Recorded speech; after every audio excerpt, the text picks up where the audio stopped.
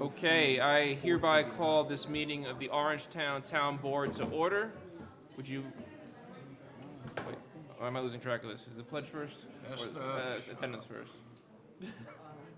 10. Would the town clerk please call the roll? Councilman Dennis Troy, Present. Councilman Tom Devaney, Here. Councilman Paul Valentine, Here. Councilman Jerry Vitari, Supervisor Chris Day. Here, and Councilman Vitari sends his regrets his flight was delayed today. Could Esther Baylor please lead us in the Pledge of Allegiance? I pledge allegiance to the flag of the United States of America and to the republic for which it stands, one nation, under God, indivisible, with liberty and justice for all. Right. We have a few announcements, followed by a presentation, followed by some agenda items and a public hearing. One public hearing is, I think, going to be continued, and the other one is going to just happen. So, first announcement, when you have a street light out in the vicinity of your house, there are now 2 different sets of ownership for streetlights in Orangetown. If it's a metal pole, you go to O&R, and they have their own process. But if it's on a telephone pole, there is, previously you would just email supervisor@orangetown.com, but now there is an online form for a streetlight repair request on the Orangetown website under How Do I, which is a section on the front page of the website. So if a light goes out by you, just fill that form out, and we will get it taken care of. Next other announcements, December 3rd, we will be having a public hearing on proposed town code changes for Habor, Historic Areas Board of Review. That's at 7:45 p.m. On December 17th, we'll be hearing a new petition from Galway Bay, the pack zone in Pearl River that needs to come back in after we modify the code. And then on December 17th, we will also be considering approval of the map. It's a public hearing for the Pearl River Fire District. So our only presentation, Jim Elling and Margaret Grace, I believe, are the 2 folks here to primarily present on behalf of the Sparkhill Creek Watershed Alliance and Riverkeeper to discuss current conditions related to Sparkhill Creek. Welcome them to the podium and go ahead. Do you have anything for the computer, or are you just talking, or? I'm just talking. Okay, cool. Whenever you're ready. Let's put our picture up of the creek.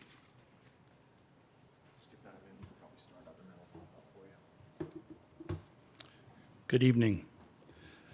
My name is Jim Elling. I'm with the Sparkhill Creek Watershed Alliance, and I'd like to thank Supervisor Day and the town board members Botari, Divany, Troy, and Valentine. Thanks for allowing us, the Sparkhill Creek Watershed Alliance, to be here tonight. I would like to present some of our core members, and I would like them to stand up, if they would, in the audience. Welcome. I guess there are too many to name because we have a good showing tonight. So now I would like to read our mission statement. The Sparkhill Creek Watershed Alliance is a community action group committed to promoting environmental awareness, partnerships, and watershed practices that restore and preserve the health of the Sparkhill Creek from its headwaters on Clausland Mountain to its confluence with the Hudson River in the Piermont Marsh. Thank you. I would like to ask Margaret Grace to continue this presentation. Hi there. Oops, I'm going to have to bring the microphone down. Thank you. Greetings. I'm Margaret Grace. I am the corresponding secretary of the Sparkhill Creek Watershed Alliance, and I want to thank you, Supervisor Day, and members of the board. And I'd like to review with you briefly the Sparkhill Creek Watershed Alliance's activities during the past 2 years. We've created a packet for you that has our biannual report. It also has a lot of technical data from our river sampling and a number of other documents. But right now, I'd like to go over just to catch everybody up with what we've been doing in the last couple of years. Let me see if I can figure out how to do this. But before I do that, yes, oh, my hero. I would like to just, before I do this, I would really like to, Sparkhill Creek Watershed is really, it's the heavy lifter for draining the watershed.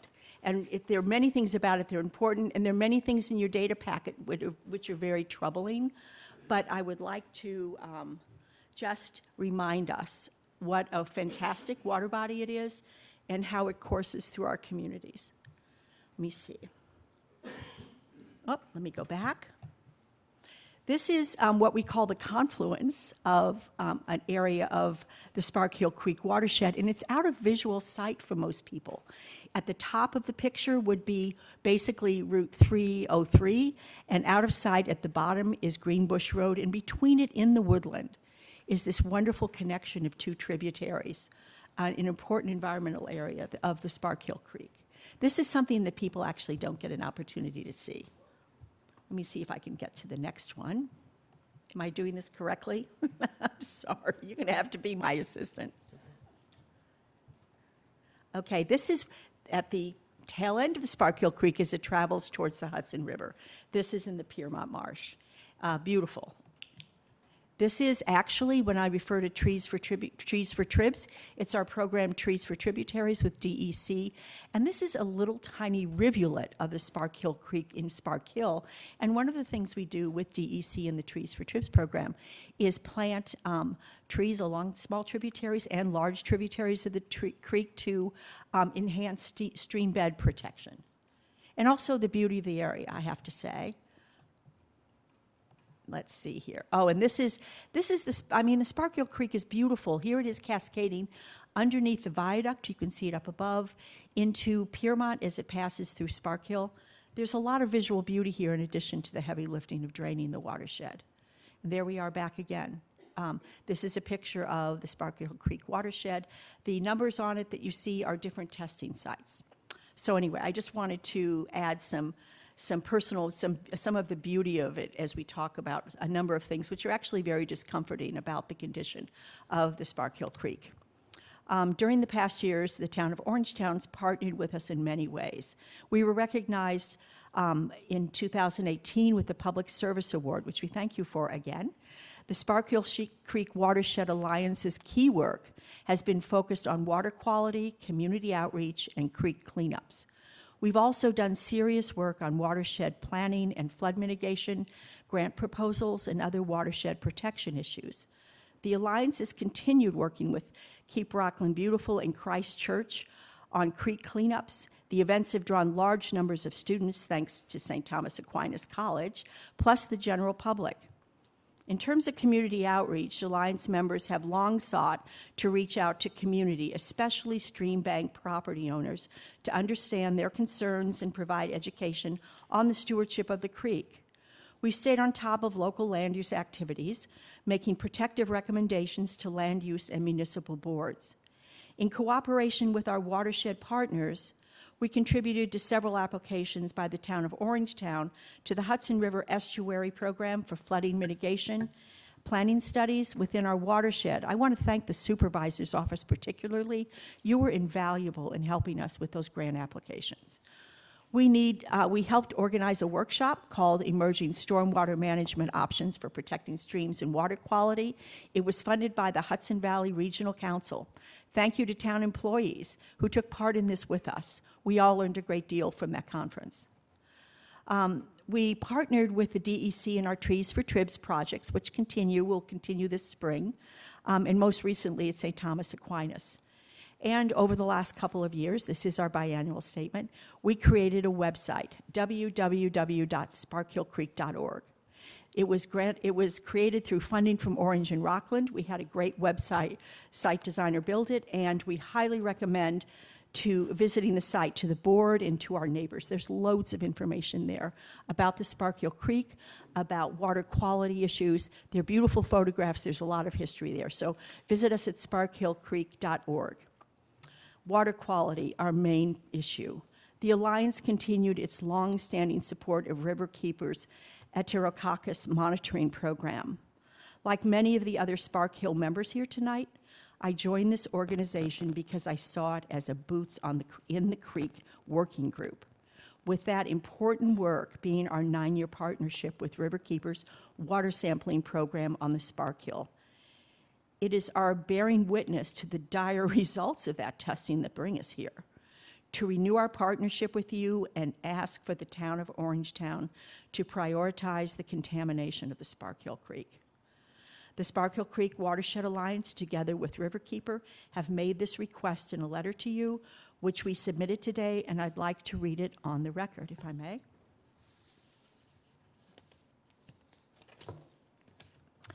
Honorable Supervisor Day, Town Board members, Botari, Divany, Troy, and Valentine.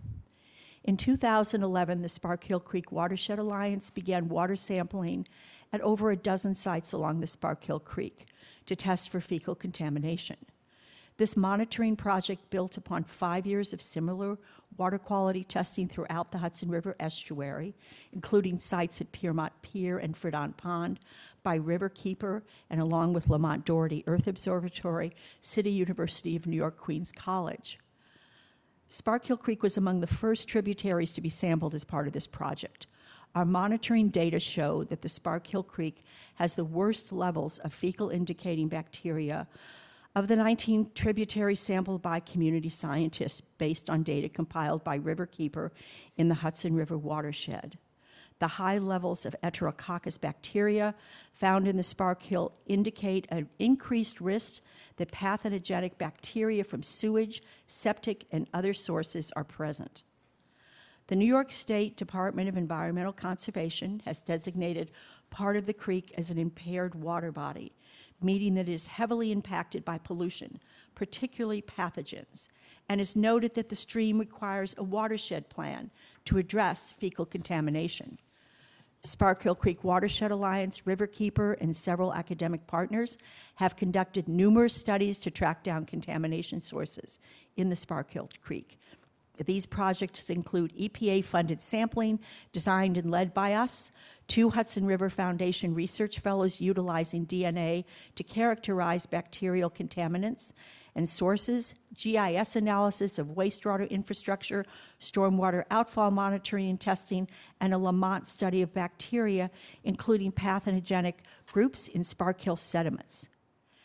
Though these projects have built up our understanding of the ecology of the Hudson River and the lower Hudson River, of the Sparkill Creek and the lower Hudson River, they have not identified a smoking gun when it comes to fecal contamination. Nonetheless, over a decade of monitoring and research clearly shows that fecal pollution is harming the Sparkill Creek, which flows through our communities, our yards, and our parks. Most likely, the contamination comes from many sources over a wide area.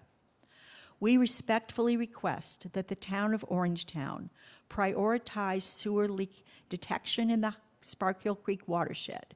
We ask that the town health engineer and sewer department be given ample resources to thoroughly investigate wastewater infrastructure in this watershed, using methods similar to those that have been successful along the Nyack waterfront. The Sparkill Creek is designated as an impaired water body by New York State DEC. Wastewater infrastructure that would benefit the Sparkill Creek receive priority scoring in state funding applications. This may afford the town of Orangetown an opportunity to obtain funding for wastewater projects. We urge the town to prioritize grant applications for wastewater infrastructure projects within the Sparkill Creek watershed, and to emphasize the benefits to the Sparkill Creek in its grant applications. We look forward to discussing this information further. If you have any questions or comments, please feel free to contact us. Sincerely, Jim Elling, Sparkill Creek Watershed Alliance, and Jennifer Epstein, Water Quality Program Scientist, Riverkeeper. Thank you. I had one question and then just a couple of things I want to touch on from the suggestions you made that we're working on. You present in this 2011 to 2018 graphic thing here? Yes. The testing. Do you happen to have it presented? It says the testing is from 2011 through 2018 and the percent samples that exceed the threshold. Do you have that by the year that they, like, so we could track a trend line of how good it's gotten? Because like right now you have, say, 562 samples of Blauvelt Marsico Court. It doesn't show whether the sample was taken in 2011 or 2018, so if it was much better in 2011 or much worse in 2018, that might be something that could help us, identify trends. So even if you can't present it here, if you could get that to Sure. us for our our health engineer folks to try to track trend lines. That would I'm be very happy to helpful. get as much of that information and as detailed as I can. I'm for you. hoping that the last year was better, obviously, because that would be nice, but maybe it was worse. You know, or we maybe aren't, it's the same. we're not experiencing better. Right. And one of the advantages of our appearing before you, and one of the reasons we came, as soon as we produced our biennial report, Larry, our former chairman produced it, you know, when we see these samples and we discuss them at our monthly meetings, and certain red flags continue to persist and persist and persist. And I've highlighted those in one of the documents you have. There are two areas in particular, and those are highlighted in your documents, and it's useful for us, we know it's useful for us to share this with you and with the sewer department, so that they're aware of what we're seeing, like on a regular basis, year after year. But Great. I'm really happy to get you more detailed data if you'd like. Thank you. Yeah, especially by year would be awesome. And then Okay. just some stuff we've been working on, so you're tracking it. And since Eamon Riley's come in as our commissioner at Department of Environmental Management and Engineering, he's done a great job of, one, he stepped up the scoping of lines throughout our system for sewer lines for breaches and cracks. He's found stuff that's been repaired as a result. We found a rod going through it that someone put in a stake in their lawn or something like that, right through a sewer line. But because of Eamon's efforts, we're going around proactively by section and identifying things that hadn't been found for years. That's began this year. We're using a camera system to check that. They send it right through the line. Also, particularly in the area around the Spark Hill watershed, in the area along the Palisades-Tapan border, that particular vicinity, they've been stepping up with public health engineer enforcement on improper dumping or not following the special permits for the industrial users. And there's been some enforcement actions on Yeah, I people in that realize area. that, and we were so appreciative. Yeah, and to that, and the last one is the ammonia capture. We got hit with that requirement for ammonia reduction by the state, and fortunately, through his efforts and our efforts in the supervisor's office, we've been able to lower the cost to a very, very manageable amount. But working with the county, we're going to have lower ammonia levels that we meet, but also dispersing it out in a more environmentally friendly way into the Hudson River, further away from the more sensitive areas of the coastline. It's the part of the solution the EPA or the DEC has come up with. I agree. I think based on Eamon's assessments, it's not one smoking gun. It's like a death by 1,000 cuts, which is what we found in Nyack with the overflows. A lot of buildings were tied in with their leaders and their sump pumps into our sewer line, and it took him going around, people go door to door basically, and directing people to disconnect those illegal connections to get our overflows there from 15 a year down to 1 a year, thanks to those changes. It wasn't any one big issue. So that's kind of what we've seen so far in this area. But send us that information, and we're going to continue to step up those efforts. And I'm sure that Supervisor-elect Kenny will continue to do so when she takes office in January. So We really appreciate it. You all have been a great partner, and I think we were so happy to work with you. So I'll put together that information for you and have it to you shortly. great, thank you. And never hesitate to contact us. It's so important that we work together to solve the problem. Thank you. Thank you for letting us appear.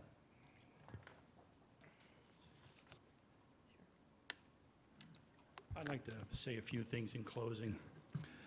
We've been together, the Spark Hill Creek Watershed Alliance, since 2010. I joined shortly after that, and I can't say how proud I am that I am working with a dedicated group of people. I really am proud of you. And what makes it special is that we've partnered and we've worked and we've done all of this with our own time, without pay, and we're committed. Now I see our group going through a transition. And of course, I want to mention the help we've gotten from Riverkeeper. There are a few people from Riverkeeper here today, John Lipscomb and Leah Ray. And without them, I don't think we could have gotten this far. But I see the Spark Hill Creek Watershed Alliance moving ahead to try and solve some of the problems, and we can't do that without your help. This is a real partnership, and I'm looking forward, as being the third incarnation of chair, to doing whatever we can to help you, help us fix the problem. Thank you very much. Thank you for your presentation. Appreciate it. Okay. So the way this works, generally, we do have 2 public hearings scheduled. The way the meeting works is we go through the agenda, talk about it, then there's the opportunity for public comment. That's regular public comment, not the items on the public hearing agenda. we may break out of our agenda to do the public hearings at the appropriate time. We can't start them until the time passes where we're supposed to. So everyone, gentlemen, if you look at your agenda.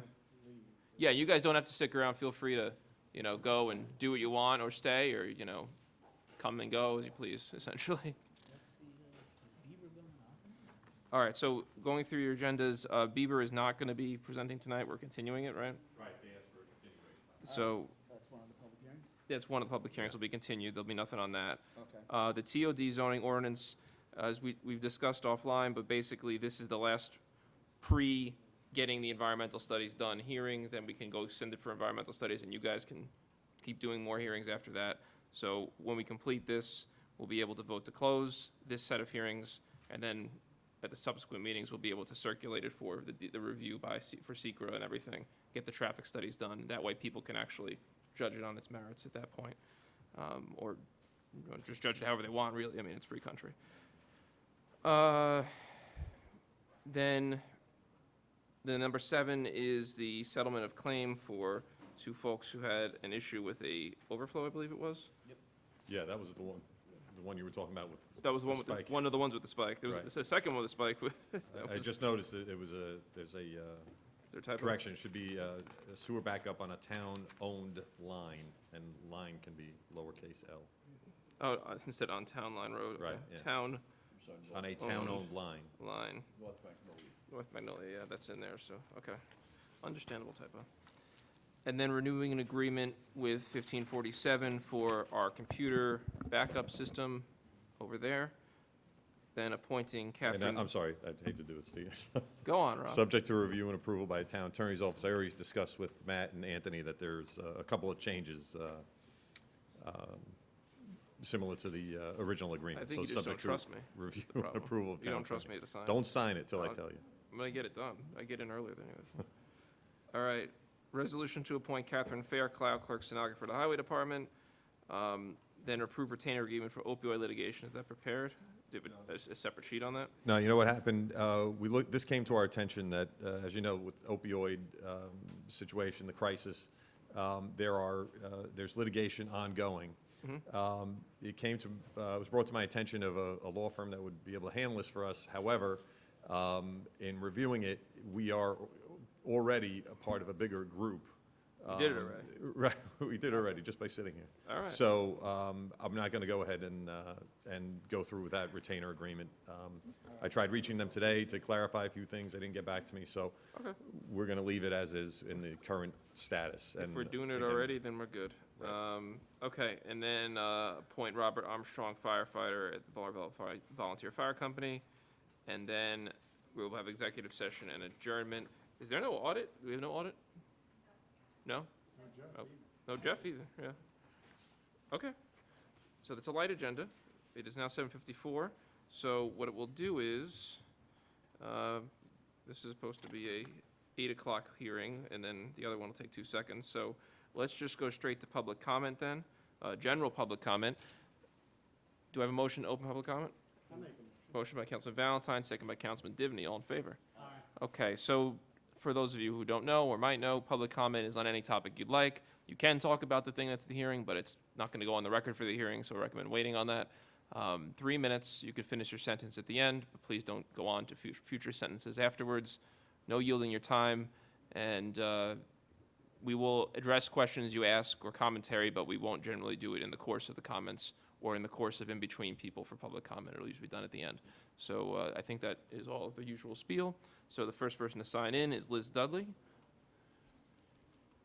I have to reset the time because it's set to the 5 minutes. Hold on. If you could just wait 1 second, Liz, because I'm going to have to reset this. Can I speak on the watershed, or is this on just the general? Any topic you like at all, actually. But is the watershed later for general comments, or no? No, the watershed would be. Is now. Would be now, Okay. yeah. Hold on, let me just finish this here. And whenever you're ready. Okay. Liz Dudley, 250 South Greenbush Road. I actually live near that picture that was taken on South Greenbush and 303. The Spark Hill Creek goes through my yard, my front yard. And we've been doing some research, as you know, with the Clean Air for Orangetown, and we found a report dating back to 2011 from the DEC in regards to different instances that Aloof was billed for polluting the Sparkill Creek. I think you remember when Mrs. Jane Slavin had reported pellets in the creek. And so this also states that there was various code violations between 1989, 1990, and then all the way up to 2011 for not only the pellets, but also dumping objectionable waste in the Sparkill Creek, and they were fined $25,000. My question is this land ever looked at by our town? Do they check for the pellets? Since Mrs. Slavin was there, has she gone back to see if they cleaned everything up?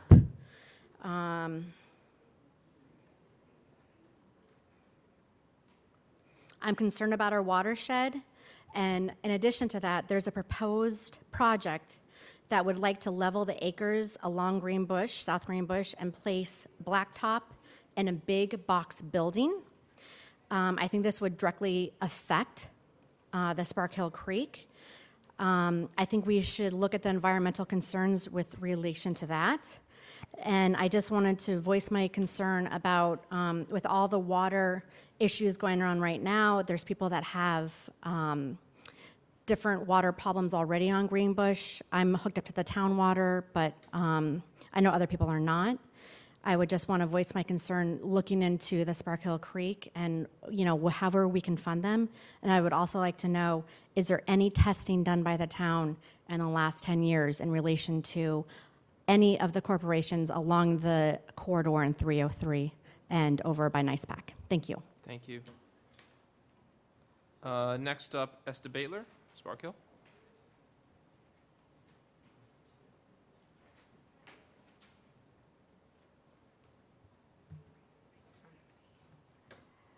Good evening, Supervisor Day and Town Board members. Hi, my name is Esther Baitler, and I'm a very unique consumer who lives in Spark Hill.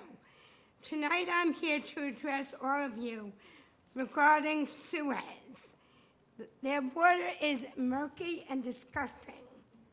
It's really awful. And I think that the board should get on the bandwagon and deal with this issue. I mean, every time we use the water in our building, it's horrible. The odors are disgusting. So I'm asking all of you to work on this issue and get it resolved. Now, not later. I would just like to invite all of you to the unique Kathy Lucas Living Center Christmas party on December 14th at 12. I hope you will all be there. I will be looking. Thank you. Have a great night. Thank you, Esther. Is there anyone else here for general public comment? Again, not the TOD public hearing. No? Yes. Yeah, you could step up to the podium, though. We can hear it on the next time. And just read your name for the record and hamlet of residence or village. Hello, my name is Tanya Vitek, and I live in Tipton, New York.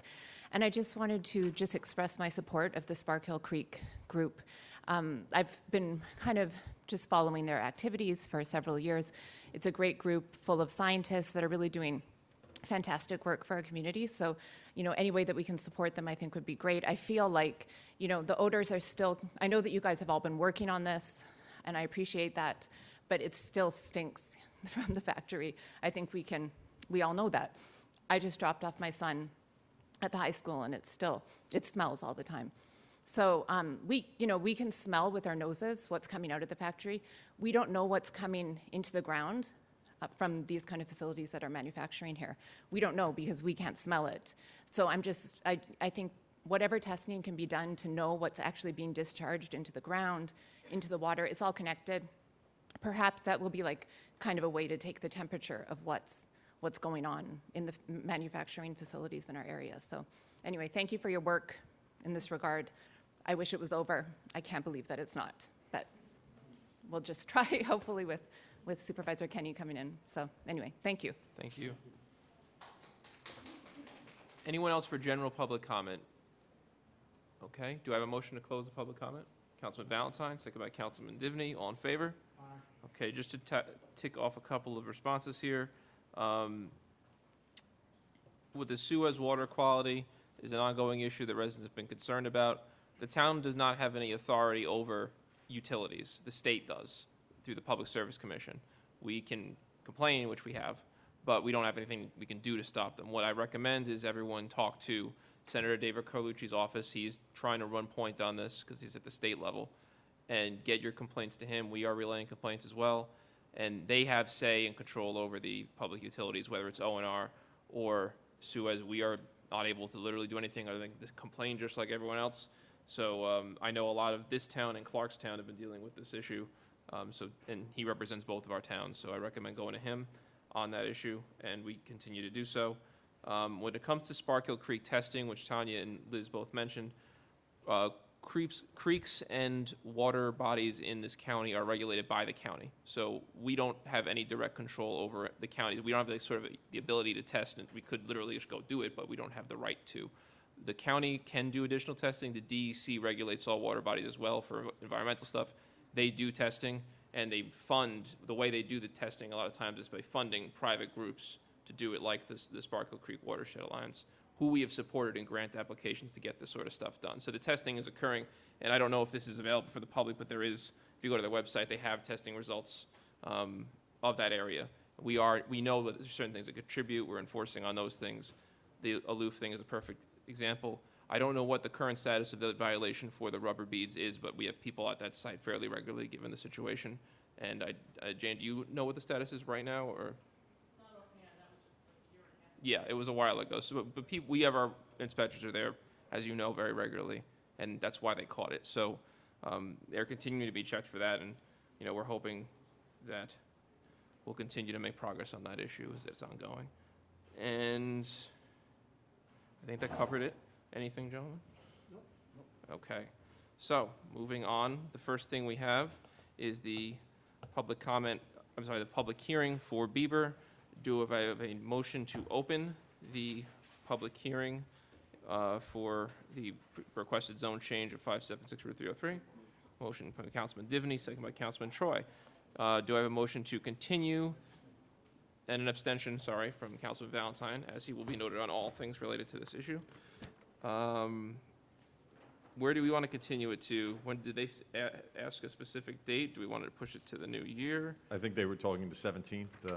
They want to try to meet ahead of time. Okay, are they going to come in, or? Yeah. Because they haven't. Well, they for want to meet 3 with now. you and me, and Okay. just to talk about it. All right, so 17th, we have 8:15, or? Does that make sense? I don't know. I mean, like, is there a reason for it to be the 17th, or do you want to push it? We don't have a calendar, though, for January yet. We haven't established a calendar. So we have to do that in December. Let's bring them in. If they can't, if they don't want to pull it before then, because they sat down and they don't want to do it, they pull it. If not, it has to be continued, it has to be continued. We've done this like 5 times already, so. Yeah, if they've changed the petition. Yeah, I just don't want to schedule it on a date right now. I'm not sure what their game plan is. They may end up withdrawing, so Okay. I don't know. All right, can we just schedule it for 8:05 on the 17th? I have a motion for that. Councilman Troy, second by Councilman Divney, all in favor? Abstaining, Councilman Valentine. Okay. All right, next, we have the motion, do I have a motion to open the public hearing, or the continuation of the public hearing for the proposed TOD zone for Pearl River? Is there a motion? Councilman Valentine, second by Councilman Troy, all in favor? Okay, so we have some revisions. So everyone knows, looking around, it doesn't seem like a huge crowd, but mailers were verified and sent out to everyone from basically the Jersey border up to the Crooked Hill Road, across to past St. Margaret's, and across again towards, was it Ridge? To the vicinity of Middletown and Ridge. Yeah, so a large swath got direct mailers, which included a letter from me explaining the ordinance and the changes that were made from the last one. We're going to go through a brief summary of it here, take further comment. Again, this is to get it to a form that we can then do the studies on. So if you're gonna come and say that you're concerned about traffic or environmental impact or green space, that's what the next step is finding out the impact so it could be debated. We're trying to get something that we can circulate and then could be edited from there. This is not on, but it should be. There we go, now it is. Okay, so, aerial map, not very clear from here, but we will, oh, let me get to a different map. All right, here we go. So, the TOD zones, some key changes. We've had people come in. There was a concern about, we had the line for the proposed zone dipping into some currently zoned as single family as opposed to commercial, both over here by, what street is that? That is Ridge again. That's not the Ridge that the notifications went to. It's Ridge all the way down there. And then also over here, these are single-family zone right now, though most of them are not used as single-family. They are still zoned that. We bumped back the line to coincide with the current commercial and industrial zones that make up the downtown vicinity. So everything is on the line here, and we also adjusted out here to match the line as well to get to the 304 border because it was bisecting an existing lot, which was just kind of an oversight, I think. That was a key thing, and again, for the perimeter. Another change we made was decreasing the height. This light purple and this, I guess, lighter purple are both would be zoned for 1 story of residential above 1 story of commercial. The density for the entire area is 5 units per residential floor per acre. So if you have a 1/4 acre, you get a 1/4 of that, essentially, per floor here. So we bumped it back to make the 1 story, push back the 2 story to decrease the density as you're going up the hill away from the downtown. We then traded that because of speaking with, comparing us to different TOD zones in the area, and comparing to ones that were successfully developed, we were way low on the density area for our more infill spot, but we were spreading out our density too far away from it. So this area becomes less dense, this disappears, and we traded it to up it over here. So what this is, going this way, is 1 story with 5 units per acre. This is 2 stories of residential, all these 2 zones here, with 1 story of commercial underneath, same amount of units per floor per acre. And then these zones here are 3 total stories, with 1 story optionally being commercial. And you now, what would have been 15 units per acre in this area is 20 units per acre, in order to encourage, rather than going straight to a more preferred level. And just so everyone knows, the minimum amount in the neighboring Nanuet one is, I think, 30-ish, and then I don't have the number in front of me, I don't know why I don't, but, and then it goes all the way up to 60. In Suffern, it's something like 70 units per acre. So we're talking about a much lower density of our TOD zone anywhere, even in the most dense part, than anything in the other adjoining TOD zones in the region. So it's 20 here instead of 15. There was commentary about encouraging certain green technology and open space usage and dealing with putting green space in. So we, rather than going to a 25 level directly, it's proposed as a 5-unit bonus if you do certain environmentally friendly things to your property. That only applies to this area here. These ones don't get any bonus at all. So you're still at the lower density over here and here. And again, the thought process of this is, this area is already a downtown. It's already got apartments over it. We're just trying to level set the zoning so that the ones next door to each other have similar levels of zoning. This area is zoned industrially right now, and this area here is just not very pleasant.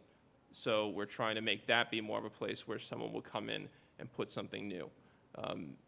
Doesn't have a huge impact on the net amount of changes of apartments because the shrinking of the zone and the changing of the density here coincided with that, but it just shifts it towards the train tracks. So let's see, we shifted the zone, expanded on the bottom, reducing the residential density. Yep, okay, that's the one I said. Shifted the density of the 304 and Railroad, incorporated the existing commercial area. I hit all the high points already, good. Again, we want to keep it mixed use. It's in the comprehensive plan already to describe it as a mixed use downtown area and encouraging adding additional opportunities for development while limiting controlling retail uses outside of its immediate confines. The TOD opportunity study we did back in 2018 stated this, that it is poised for this sort of infill if it's keeping with the community character. So this is in keeping with our current comprehensive plan, which does need an update, but it is in there. We already went through the goals. There are a few different types of the zones beyond density, 2 different uses zones. You have the darker colors. These are more of a downtown, they're called downtown mixed use. So you have bars, restaurants, more higher impact downtown type uses. And we kind of aligned it with the current usage, generally speaking, of what's in the downtown. The yellow, peach, and pink, these are downtown office. So you only are allowed things like banks, office space, things that work more on a 9-to-5 basis and more quietly. These are just zoned as a normal mixed-use downtown area.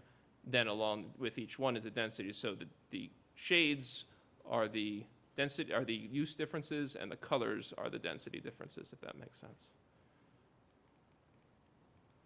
And that's all saying that. You could do more specific. Mixed use, you could see retail stores, personal service, professional, medical offices, banks, public uses, bars, nightclubs, microbrewers.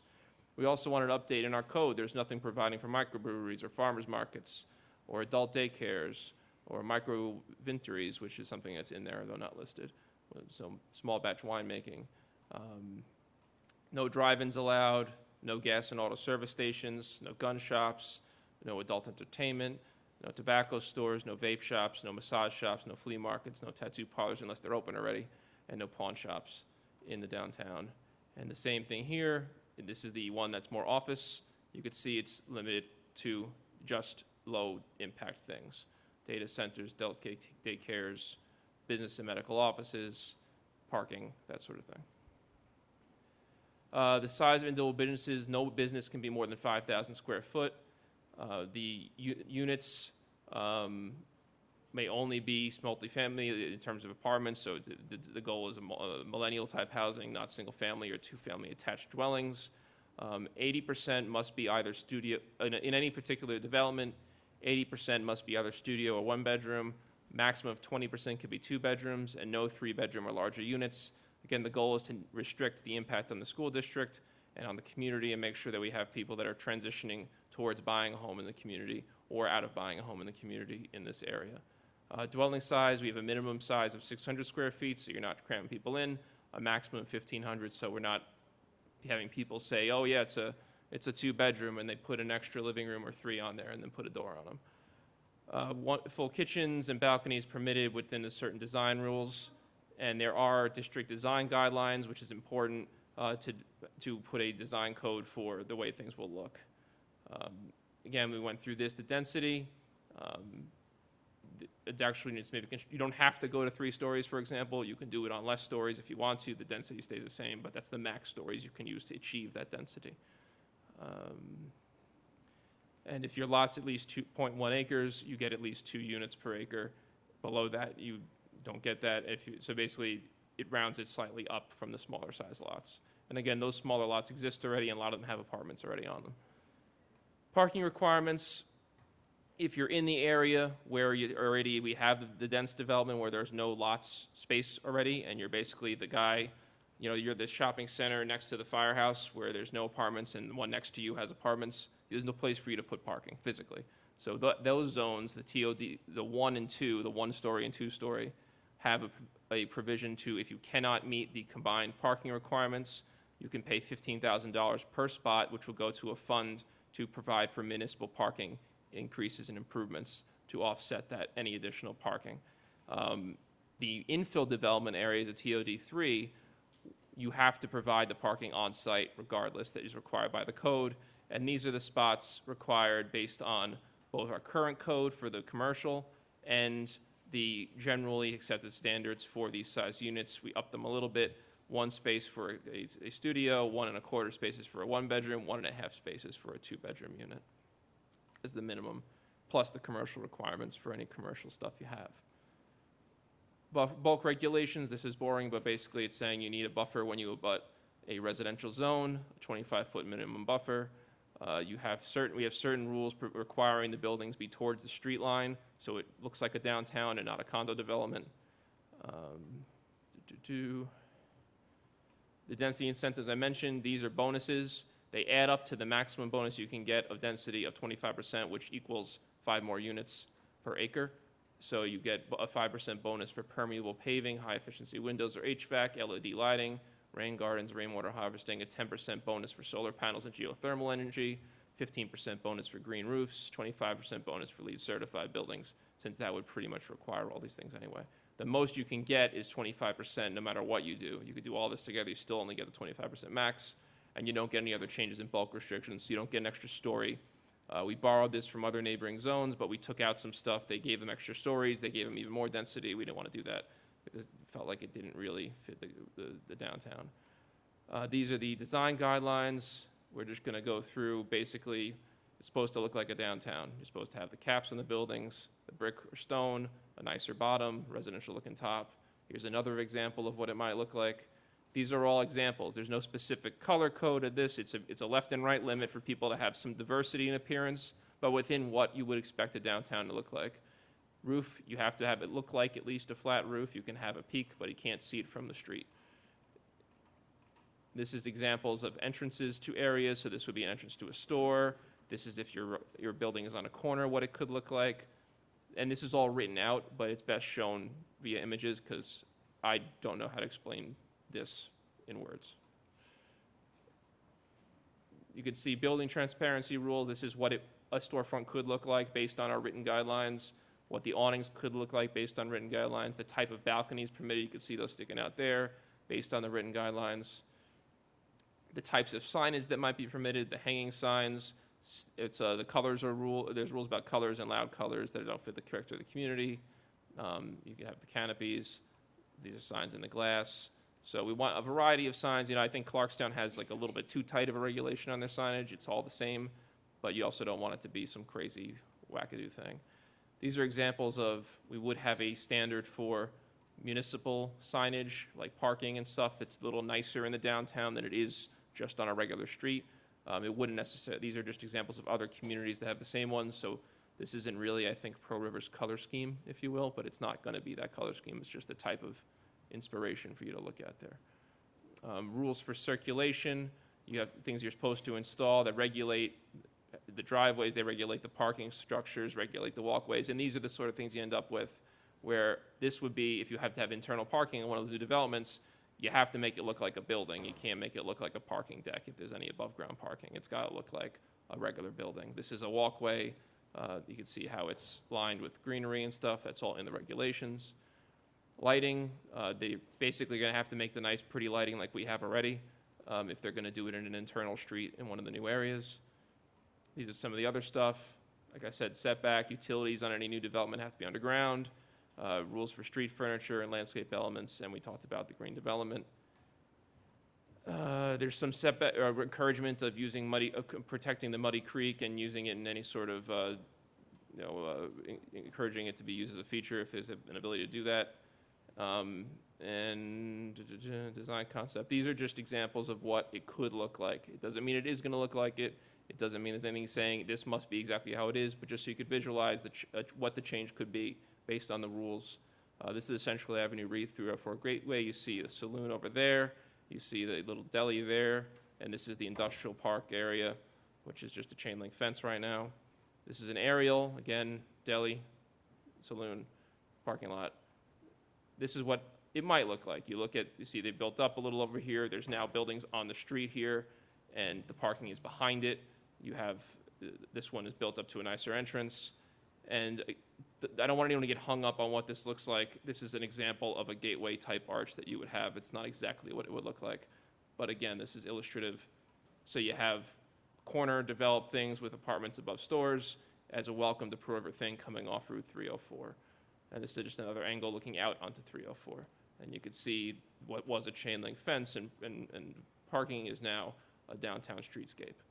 This is an area on the side where you have one of those walkways between buildings. This is the current Gildays T-Mobile with the municipal parking lot entrance here. And this is where the line is essentially for the 1-story to 2-story rule in this vicinity. So now this is what it could look like again if someone were to use the line here and you get the 2 stories here, the 1 story here. T-Mobile's still in business and so is Gildays, which is great. and they have more customers. And then you get the entrance to the nicely marked parking for the public parking. That's good. We get a lot of faceless customers there. That's good for them. This is a very unique name for this establishment. It's retail. We're going to get good retail there. All right, looking at the fire station, you can see this is what it looks like now. Fire station, this is one of those ones where their neighbors get to have apartments right across the street, but they don't get to have apartments. They do, they don't. But right now, it's all evened out. So the firehouse is kind of our demarcation line, and you can see these owners decided to do this and put some apartments up and make the facades look nice. And it's still the same height as the firehouse, even with the 2 stories. And this is just some people walk in with the street furniture and everything, trees. Okay, and these are just more examples of buildings that fit these buildings would fit if someone were to come with an application, the guidelines that are put out there. You can see that. These are all residential ones if you didn't have commercial in that one area. And then that's that. Okay. So, we don't have anyone signed in. I'm sure there are people that do want to talk, though, because that's what we're here for. Is there anyone who would like to put their hand up to speak? Yes, Mr. Mandel, you got it up first. Let me just type this in first. Wait. Hold on.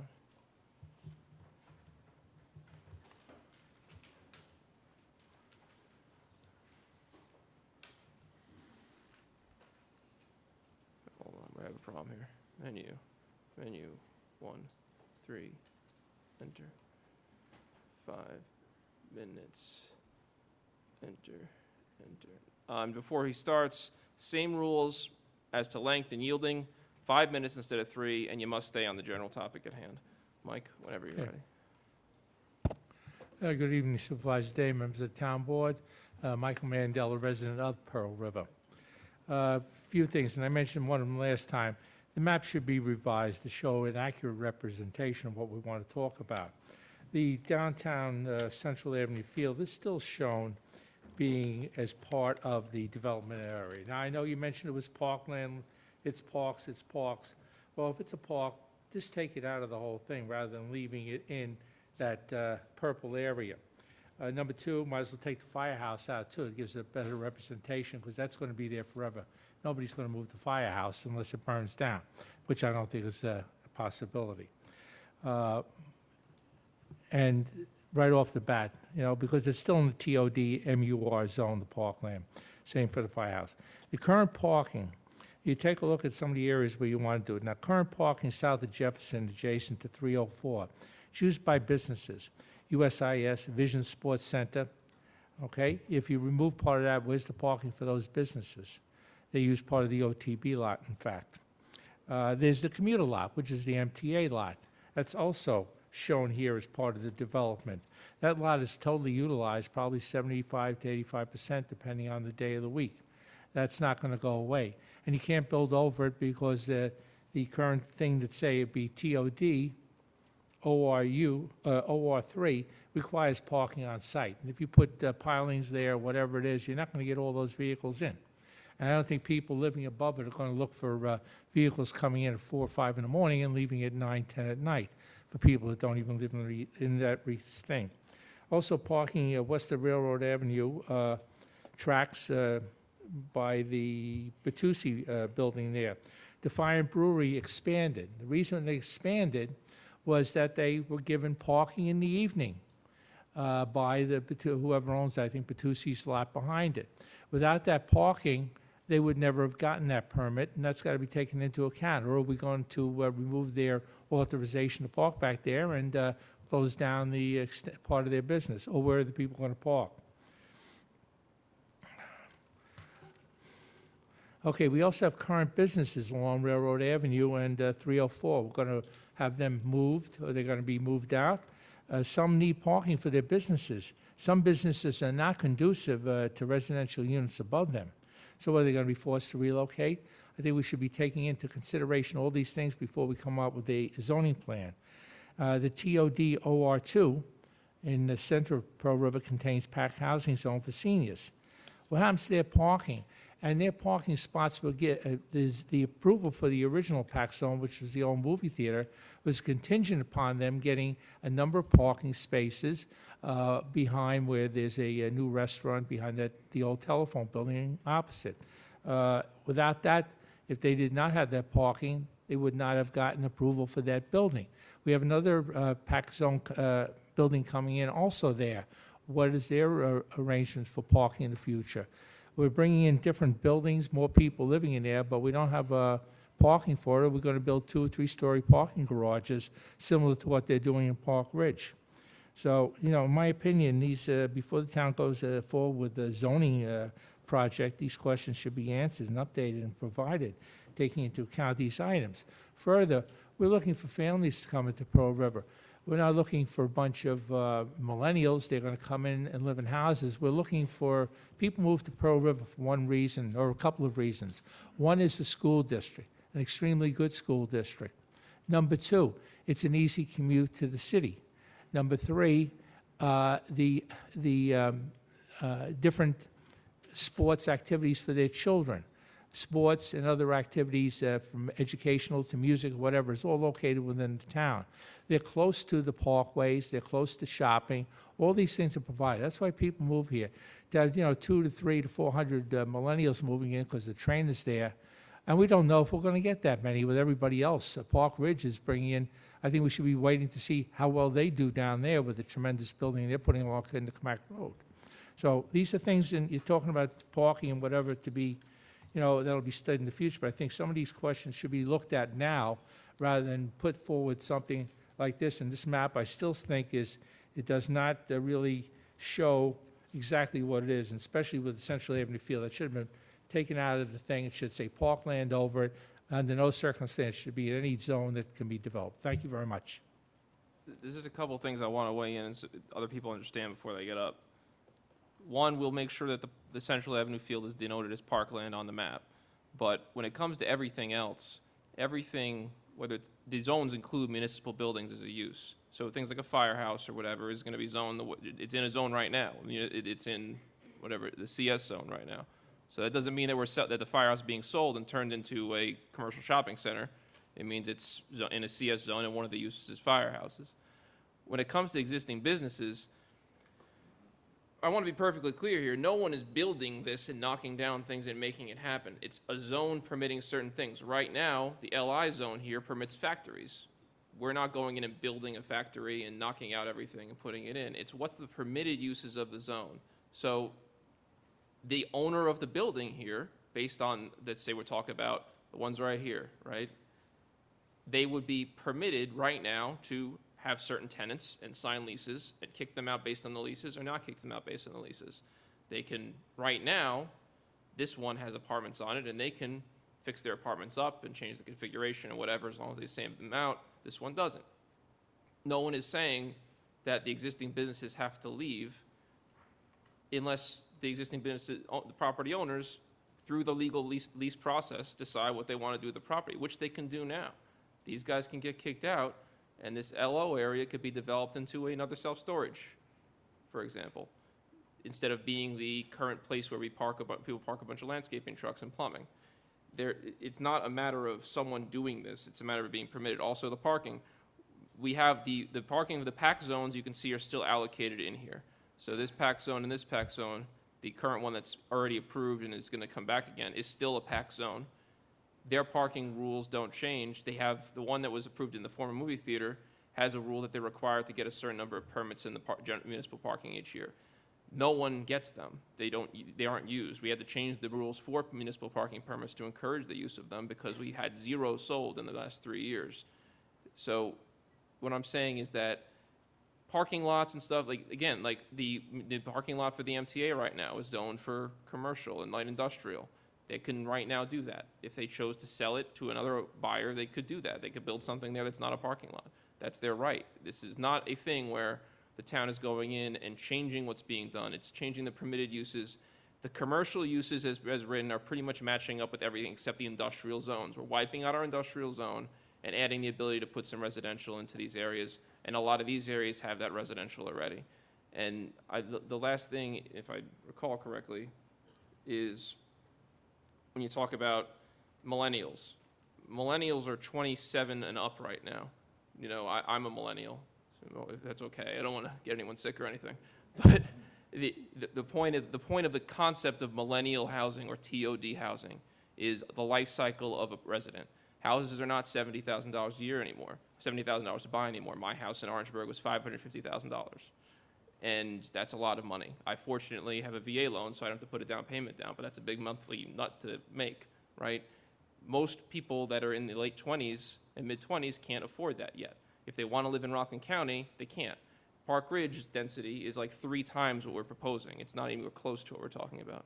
The goal, if this were to be done, the goal is to have a place for people coming into the community from going to college to live before they buy a house out here, and people who have houses out here to be able to move into here on their way out rather than leaving. That's what it is. It's not an influx of college kids just throwing beer bottles. We're talking about apartments that are going to be marketed, and they always are marketed, for people who can afford to pay for them. There's no college around here to worry about. If we had, Orangetown Community College right here, I'd be a little worried, but we don't. So that's what I want to make clear with that. And again, the density, this is not a thing where we're talking about Park Ridge at all. So. And the parking. I agree we need to do the parking study. You can't do a parking study without a proposal to study. That's what the purpose of this hearing is. This is not the regular hearing after you have the law circulated and you have the feedback. You need to have a written document to look at to do the studies on. That's the goal of these set of hearings we're doing right now, not to get the final product, to get something to study. So that's where we're going for, to do the parking studies and the environmental studies. Anyone else who want to speak? Yes.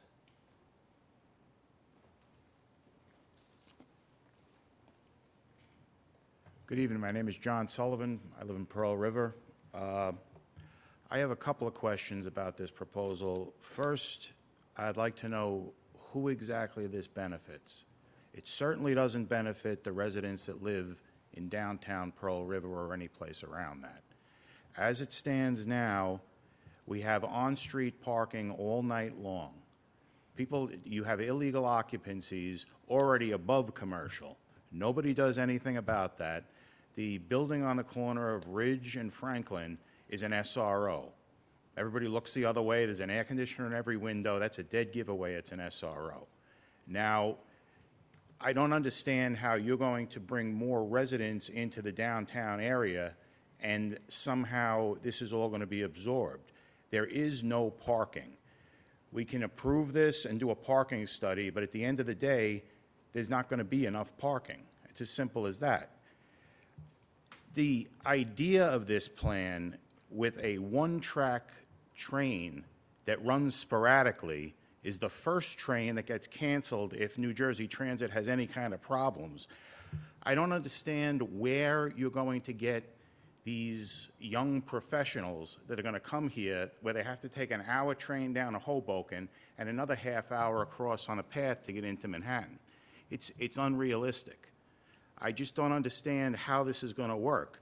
And when the people don't come in, what you're going to get is Section 8 housing. And there are no restrictions on the number of people. You're going to have 2-bedroom apartments.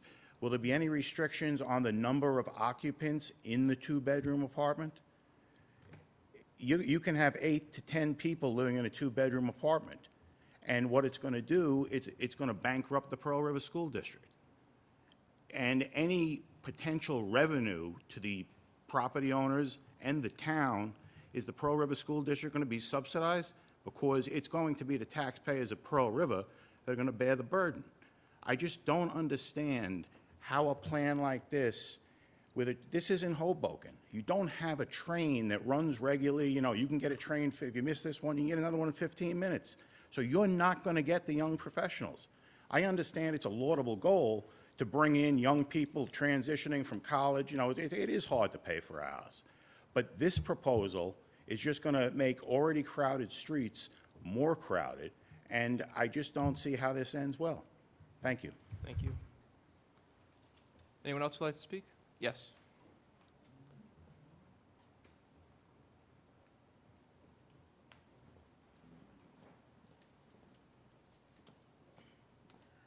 My name is Mary Dolan. I live on Magnolia Street in Pearl River. I've been living there for 58 years. And in the 58 years I've been living there, most of the stores in Pearl River have not changed one iota. The bars look good, and the restaurants look good, but the other buildings now, I know that they were owned by somebody in New Jersey, and they have never put a nickel in. I remember when the jewelry store was down there, Rainbow's End, and their air conditioner broke down. The guy wouldn't pay for it, and he wouldn't give them one nickel towards that building. He just took what he could. Do you think he's going to put nice apartments over there? He's going to put up whatever he can make the most money from. And does anybody know how many people, how many of those stores are owned by people in Pearl River and how many are owned by people who live down in Jersey? And speaking of New Jersey, like the former speaker said, we need a 2-track train, and we should stop paying. We should keep the money in escrow that goes to the train and to the municipal, all of the commuter service. We don't have commuter service. It's a disgrace. And now we're going to get all of these other fees and fines with the Tappan Zee and down at the congestion pricing in New York. I mean, it's just, there's no end to how they can tap us. Meanwhile, our wonderful governor just gives all the money to Westchester and Long Island. We don't have a 2-track train. Now, I'm going down on Sunday. Can anybody here guarantee me that train is going to be there on Sunday morning? Nobody can, because they just cancel at will. And I go down, I meet people who live in Toms River, out in the Hamptons, and up in Connecticut. And we meet in Bryant Park. They take half the time that I do to get there, yet I'm the closest. If you can figure it out, that is not commuter traffic. Now, I have an apartment, a single-family house across the street from us, and it was one family. It's a small house. They made it into 2-family, and the town okayed it. There's 6 cars, 2 small apartments. 6 cars. They're parked on the street. They're mostly Jersey plates. I don't understand it. There just doesn't seem to be any control. And how many illegal apartments do we have? We have 21% rentals, legal rentals in Pearl River. That doesn't count all of your townhouses and co-ops and all of that stuff. How many illegal apartments? Probably another 20%. So we have plenty of apartments, but we do not have transit. And I think that it's a disgrace that we have to pay for that. And I think we should keep the money in escrow until they do put a second track and they guarantee us service. Thank you. When it comes to MTA funding, we don't pay directly. It's taxed to the residents, so there's no money to put in escrow. Like, we don't write a check to the MTA. I'm just telling you, that's not how it's funded. So we can't put money in escrow. So Isn't some of our money paid through our utilities? it's paid directly through an MTA commuter tax Yeah. to you humans, to the state. Like, it's not, we don't hold an account for, we don't collect There's the no tax. way that we can legally, There is no way we don't touch the money. We Well, don't touch the money. we should hold it up. We should get That's- after Cuomo Then and the rest of that's them. what each, man, I'm just telling you how it works. You Yeah. cannot pay the tax if you like, but like, we don't have control over that. We don't control the MTA tax. We've actually passed resolutions calling to leave the MTA, if I recall correctly. So, but we don't control the money that goes to the MTA. It doesn't come through the town. It's not how it works. And you don't have any say, we have no representation, they just take it and we have to pay it. Rockland County has members on the MTA board that are more members from the other MTA members. That's the say that Rockland has. And Rockland County could leave the MTA and then the tax would go away. But that's Rockland County's decision, and we have encouraged them to due to the lack of service. But we don't, I'm just telling you from a factual basis, we do not touch MTA taxes or have any say over them. And there's no way to hold up monies because it goes from you straight to the MTA. Rosanna doesn't take that money from you every 6 months, so. That's pathetic. So I would suggest writing to county legislators Oh, and to the that's state. useless. That Well- is useless. I mean, that- I happen to think that that the Orangetown representatives in the county legislature are actually very good, and I think they would respond to you, and the incoming ones are good. So I'm just telling you that to answer your question or to answer your statement, we do not control that. There's nothing to really discuss on it, because I'm just telling you that. well, does anybody check on apartments when they give Ma'am, people? I'm trying to address your questions, Oh, but you I know. stated and now I'm addressing, this was so another it's not a question. discussion, I'm sorry. Yeah. So, yes, we have code enforcement. If anyone knows of an illegal apartment, go to the code Well, enforcement this was website. legal. Ma'am, your time is done, and I'm responding to your questions, okay? Okay.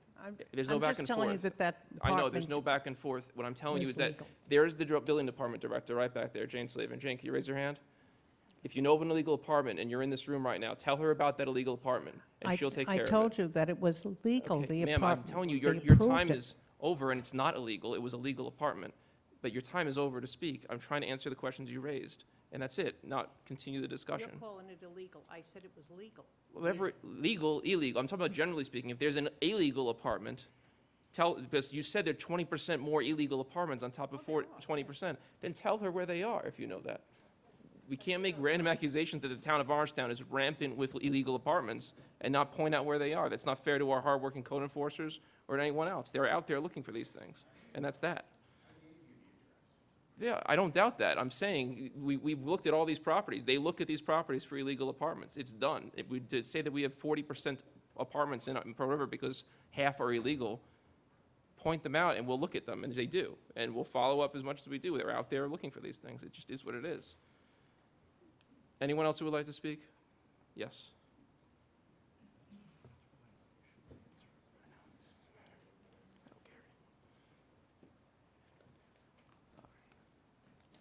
Good evening. For those who don't know me, brief introduction. My name is Brian Campbell. I'm a resident of Pearl River, going on 41 years now. I'm also the managing partner of a family-owned business, 4 generations, accounting consulting firm. We moved to Pearl River back in 1987. I'm also the current president of the Pearl River Chamber of Commerce. First and foremost, I want to take a moment to thank the board for all of its support. In May of 2018, I stood before the town council together with other members from the Pearl River Chamber of Commerce, which is comprised of both local businesses and residents. We made a very formal request. We asked the town council to undertake a project to meet 2 very specific objectives: to revitalize the downtown business district, to 1, encourage foot traffic for the much-needed downtown businesses, and 2, provide for alternative living quarters for our millennials to compensate for the lack of starter homes. Following our request, the town council conducted several studies, including a public workshop, public surveys, consulted with subject matter experts in this field, and facilitated public hearings, including this meeting tonight. I appreciate how the town obtained public feedback and has provided transparency throughout the process. I attended the last public hearing and opted not to speak, but I wanted to listen to hear what others had to say, similar to what I did tonight.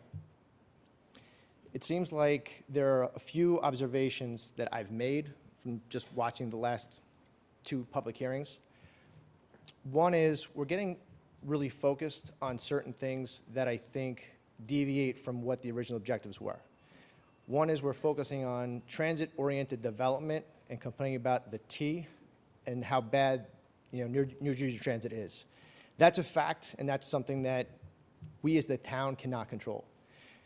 There are certain things that we can control and certain things that we can't control. One thing that we can control is the zoning and how we can plan for the future of what Pearl River might look like. If you go through the proposal and look at the studies that currently exist, you'll see that Pearl River has many different zones that are kind of haphazard. Proposals like this may not be perfect, but at least they're giving us directions to what we could be doing.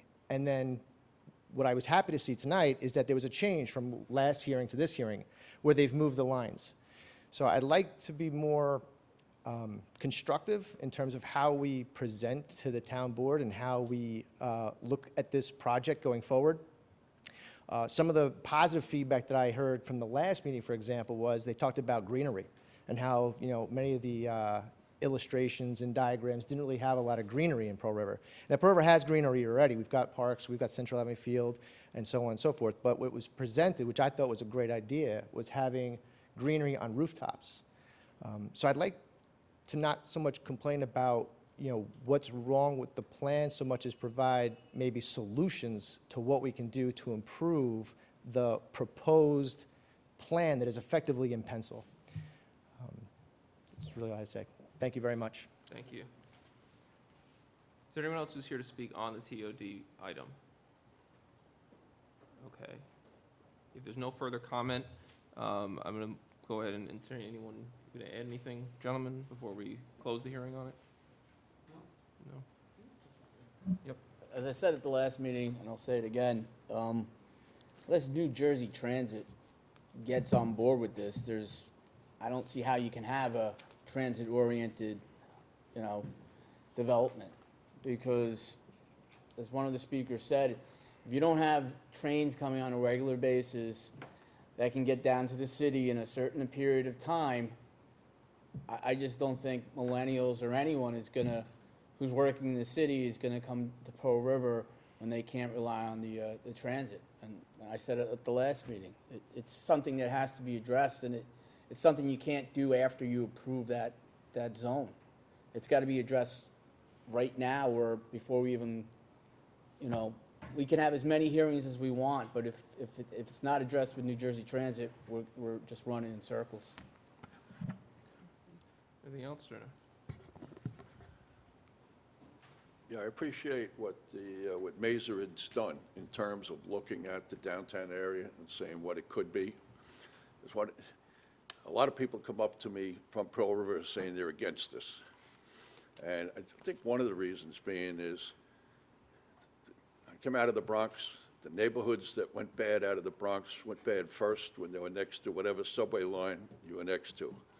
So transit-oriented density is a negative term for a lot of people, with good reason, based on their experiences. I still think that the zoning does need to be looked at in downtown Pearl River because I guess one of the speakers said it talks about it being haphazard. And it is. A lot of this stuff is left over from many, many years ago in terms of what something is zoned. And I think the key here is we're not passing anything here tonight, other than the fact this is going out to the various agencies that look at this, you know, it's the county planning board or whatever, and they come back with their feedback. So in terms of this being implemented, it will not be implemented anytime, definitely not in 2019, and whether it's implemented in 2020 remains to be seen, all right? And if it is implemented in 2020, it will not be exactly like this is right now. It won't be. There'll be more input from the people in terms of the people, in particular Pearl River. It definitely has a major impact on Pearl River. I live a few blocks from there. So it's a thing where, you know, people come up and talk to me. They do. Sometimes they want to yell at me, but it's a thing where it's very important to get the input from the people in the town. And you know, tonight we had 3 people speak. But there's a lot more opinions out there in Pearl River than just those 3 people. It's Pearl River, after all. Yeah? There's a lot of opinions in Pearl River generally. There's a lot of Irish in Pearl River. Well, there are, and there's 3 of them happen to be some of the opinionated people that I know. But it's a thing where, no, we do appreciate what their input is. So this is just a process going forward. How far it's going to go, I don't know yet. I don't know. Paul, you have anything? Yeah, just quickly. I hear what everybody's saying, and my main concern is probably the parking, and that's part of the reason I want to move this ahead so we can get a parking study, because I agree that's a real concern. The train, the MTA going into Manhattan, it's sort of like what came first, the chicken or the egg, because the MTA tells us unless you get your ridership up, we can't guarantee or make the trains better. But how do you get your ridership up unless you get more riders? So it's sort of like, you know, they're saying they'll make it better when they can make more money from it, and they can't make more money unless they get more riders, and they can't get more riders unless we give housing for more people to ride the train. So I don't know that we can control the train In fact, I know we can't control the train. That's what I should be saying. We have no control over the MTA. We can't stop monies going from the MTA. We can't make them make their train better. We can ask them, but they're a business, and they're in the business of making money, and they want more ridership. I don't know if this is what will help them make their train better, but I do know that they're doing it over in Park Ridge, which I think they're doing a little too big of a job with. I know that they're planning on doing this over in Nanuet, where that train station is, where Swift Electrical Supply used to be, on that corridor right there. And it seems to be a thing that everybody's trying to keep their younger kids in their community. I don't know, most of the millennials I know have moved down to Hoboken or Jersey City, and because they can't afford to live here, and they sort of have a gathering spot there. It would be nice to have a spot for the younger kids to live here and for the older people to come back to. So, like Dennis said, this isn't a fait accompli. This is not even close to where the end picture will be. But I do think we should move it forward so we can get a parking plan, and they may come back and say, you know what, you can't absorb that many parking spaces. You'll have to cut it down to a little spot. You know, but we won't know that until we get the information so we can make an educated decision. So this is a long way from being finished. I want everybody to realize you'll be able to come 15 more times and give your opinion, and this will be changed and tweaked, and it may be thrown out, you know, it may be thrown out totally. But we need the information to make an educated decision as residents and as a town board. Thank you. One point about the trains. If you've ever gone down, the only train I've gone down on the Metro North, you go down to Yankee Stadium, you park over in Tarrytown, take the train down to Yankee Stadium. And I've taken the trains, I did it for 2 years, but taking the trains here. Just the trains alone, we're second-class citizens. The difference between sitting in a train over on the Hudson line and being in the train here, it's just no it's no comparison. One is far better than the other. So Metro, the MTA actually makes conscious decisions in terms of how they treat Rockland County. And I go back 20 years ago, 25 years ago, I was on the legislature. Back at that time, we were trying to get out of the MTA. And it's a thing where, and I forget the exact numbers, but for every dollar that comes in from Rockland County, you know, in the MTA tax, you know, we get back, I don't know, at one point it was 75 cents on the dollar. 80 cents, I think. What is the number now? 83 cents or something. Now it's Yeah. 83 Yeah, cents, something and like only we're up from where that. we We're were up. back. We're still down, but we're up. But it's a thing, they make a conscious decision on where they're putting their money, and it's not here on the west side of the county, so. So, you know, just from my perspective, you know, first, speaking as someone who theoretically, you know, a couple years ago, at least before I had almost 5 kids now in January, would have been the target audience for this thing. And having a lot of friends, obviously, in my age group, a lot of them moved to Jersey for a while, and they lived there, and some of them came back and some of them didn't. A lot of them would have loved to have lived in Rockland County, though, especially in Pearl River, because that's where we all drank when we were younger, you know, not underage, but 21. They would have loved to live in Pearl River, and they would have commuted to the city. You know what the thing is with commutes from Rockland County? They all suck. Every option is bad. If you're going to work in the city, you're going to have a tough commute. If you're going to work in parts of Jersey from here, you have a tough commute. People like to live in Rockland for other reasons. It's about as close as you can get and still be it's as close as you get still be in New York to get to the city on the west side of the Hudson. They grew up here, they like it here, and they accept trade-offs. You can get more bang for your buck eventually for a house comparatively, which isn't much in this region, but still. If we can do something that encourages people that want to live in this area, and they do, I assure you, to be able to stay in this area, they're more likely to then buy their home in this area instead of being exposed to the other communities that, frankly, are also pretty good. Not as good as us, but they're pretty good. And then they buy in the suburbs over there. They live in the downtown over there, and they buy a house over there. If they live in our downtown, they're more likely to buy a house here. And people who are going to contribute to our community and be diverse and use our public schools are the people we want to make sure are encouraged to stay in this community.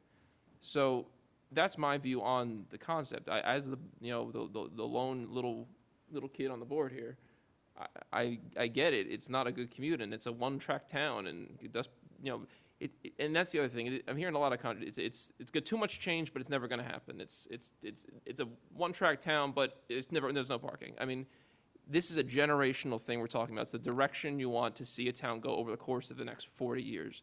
We're not talking about a wipe out the map and start over. It's impossible. We're not talking about, anything other than what the vision of Pearl River could be going to the future to make it succeed, adapt, and overcome all the challenges this county has, and especially the edge of Pearl River has.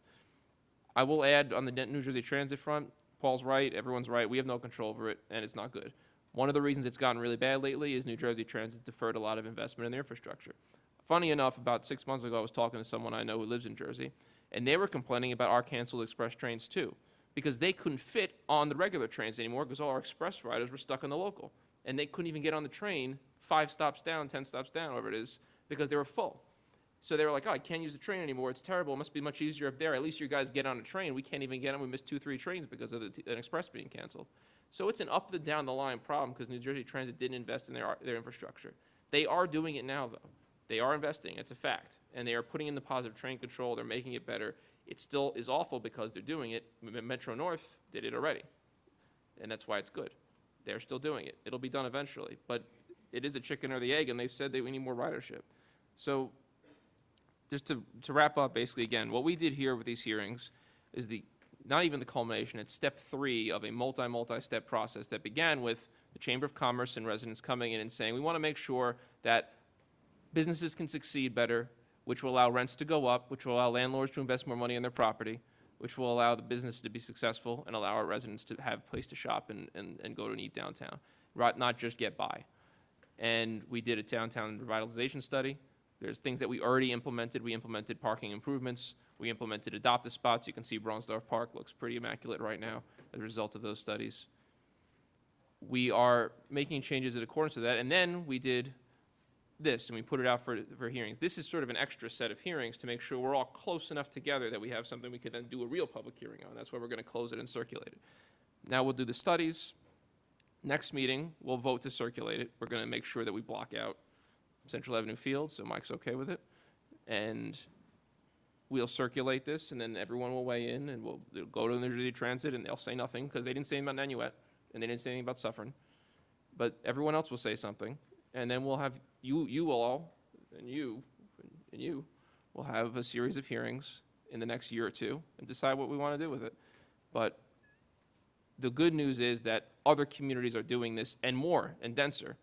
We're trying to be responsible. Nanuet's density is a lot denser than ours. Park Ridge's density is a lot denser than ours is proposed. That's good for us because we don't have to deal with the density, but we'll get the benefit of those added riders on the same train line, which makes it more likely they'll increase service. So when you're increasing things along the line, and that whole line needs more service, and then Pearl River's in on the game too, but not to the same degree, that should benefit theory in the long run, what goes on here. And again, this is what the direction of Pearl River can be, and it'll be up to the people and the future board to decide how that is. So I will entertain a motion to close the public hearing. Is there a motion? Councilman Divney, second by Councilman Troy. All in favor? Aye. Opposed? Thank you very much. We are now going to proceed with our very short agenda. You can stay or not. It's up to you, but thank you. Okay, number 7, we have a resolution to approve settlement of claim for a sewer overflow, $12,500, with the edits to the end of the resolution. It's not Town Line Road on a town-owned line. Is there a motion? Councilman Divney, seconded by Councilman Valentine. All in favor? I almost called on Councilman Batari there. That would have been good. I missed one, I think. No, all right. Resolution to approve renewal agreement 1547 Realty for our computer hosting. Motion. Councilman Troy, second by Councilman Valentine. All in favor? Resolution to appoint. By the way, Yes. 1547 was one of the first data centers to come into the town. You know, it's a great organization, and it's good that we have our disaster recovery there. Yes, and very important, and it allows us to do our digitization because we have multiple sites for recovery. Catherine Fairclough, appointment for clerk stenographer in the Highway Department. Is there a motion? Councilman Valentine, second by Councilman Troy. All in favor? We're not approving the retainer agreement because we're already doing it. We're so good we beat ourselves. appoint Robert S. Armstrong, firefighter, Blauville Volunteer Fire Company. Is there a motion? Councilman Valentine, second by Councilman Divney? All in favor? Okay, and then we have to address anything in executive session, Rob? Discuss litigation, and do we have personnel or anything like that? There is personnel. We do have we may have to talk about that grievance. Right? Oh, yes. Okay. All right, so we do have 2 adjournments in memory of Luca Tafuri, a resident of Pearl River, and Karen Engeliner, I have one more, too. resident of Pearl River. Daniel Moynihan. Daniel Moynihan. That was on the last one, we got that one, yes, yes. All right, so I'm going to go ahead and move us into executive session to discuss matters of litigation and specific personnel, and immediately thereafter adjourn in memory of those aforementioned residents. Is there a second? Councilman Divney, all in favor? Thank you all for coming, I really appreciate it.